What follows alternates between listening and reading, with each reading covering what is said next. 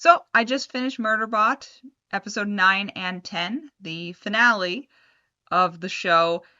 I am very happy. I think it ended very well.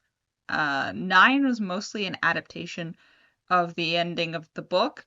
I think it interpreted that confrontation with the antagonist, the Grey Chris organization that destroyed Deltfall and was trying to destroy them, pretty well. They incorporated the side characters and let them shine a little more than in the book, because of course the book is from only Murderbot's perspective. How they did that confrontation worked well, touching on Murderbot's growth and how much it cares about its humans, even though it doesn't want to. And that worked. The 10th episode, I am very happy with, which is fun because it is not a one for the book. In fact, I would say that its interpretation of that last part of the book, the kind of falling action, is better in the show than it is in the book. In the book, once the mission on that planet is done, Murderbot wakes up and basically its contract gets bought out by Preservation Alliance, his clients, and they take it pretty easily. Like, it just sort of happens. And I, when reading that, felt like it went so fast and so smoothly. It didn't read well for me. Not badly, just it didn't. I just thought it went very fast. I think the show does a good job of making them work for it, where they have to make a court injunction to get Murderbot back, and then the company try to wipe Murderbot's memories, and then Garathan has to come in and basically steal its memories. They have to work together to save Murderbot, and it's almost this mirror and feels more satisfying because they worked for it, and also allows the character development of Garathan to shine through.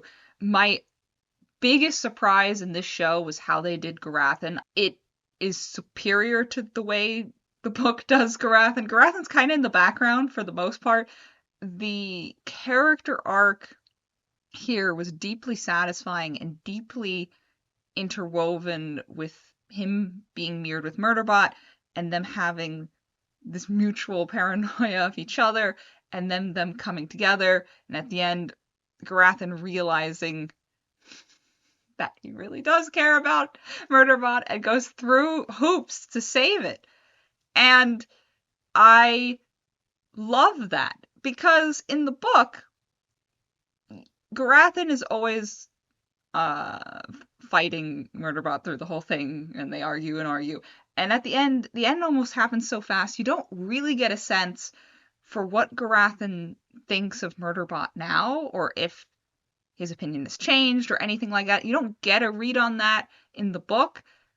In the show, you get a clear read of that, which is very satisfying and worked really well as this finale. As the finale was very sweet, them trying to, saving it, and I love that. I think this ending garners a lot of goodwill from me, because I thought its over focus on the throuple politics overall took away from the story, and it was kind of meandering in a little places there. But I am very happy with how they adapted that conclusion, so much that I've emotionally forgiven it for all of that, and I'm like, oh, let's go do the second. I can't wait for you to do the second book. Second book will be fun. I loved it. It was really delightful ending. I'm just so pleasantly surprised at how satisfied I was with the way they interpreted that. Now that I've finished it, I can talk about the characters. I think they did Murderbot very well. I think they did Murderbot's love of Sanctuary Moon very well, and incorporated it incredibly well into the plot, where it keeps staying relevant to show more about Murderbot's character, and they even put it in the finale, where it's quoting it, and one of the Grey Chris employees recognizes that it's quoting Sanctuary Moon, and that kind of outs it as, oh, but I love it. I love it. All those segments were fantastic and very well woven into the plot. Mensa and Garathan were solid characters. Mensa is a big departure to the way she's written in the book. I mean, she is a very competent leader in the book. Very calm, very collected, not prone to panic attacks at all. Her competency is kind of what endears her to Murderbot in the book. I'm not crazy about how they did the panic attacks. I think it was to give her some character flaw that she could work through, I guess.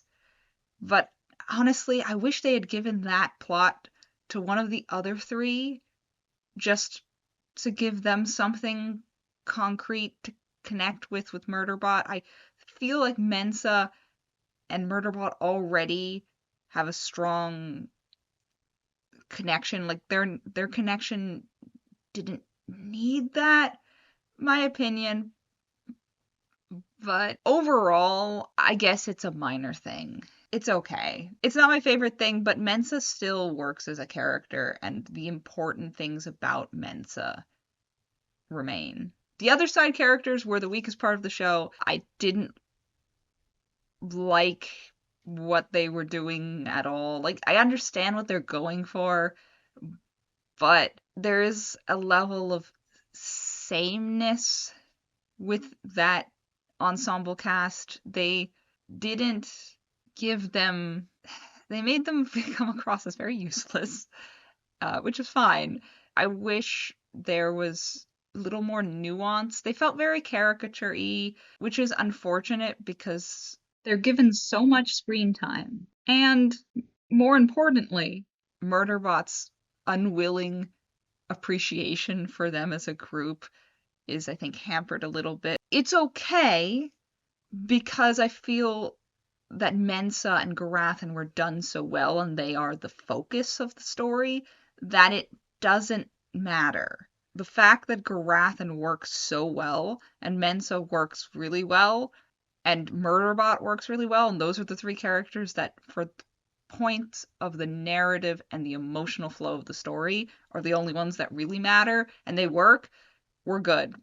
The setting was really fun. The interpretation of the dystopic corporation run space future that they have going was handled pretty well and visually cool. I mean, this last episode had this space station that had these cool lights where, like, when it had a night cycle, the fake sky kind of turned dark and in a row, and it looked really cool. I loved those little details of making it feel like a different place that's similar but not to what we're familiar with, which was great. I love that. Awesome. I hope they renew it for a second season because I would love to see the second book adapted.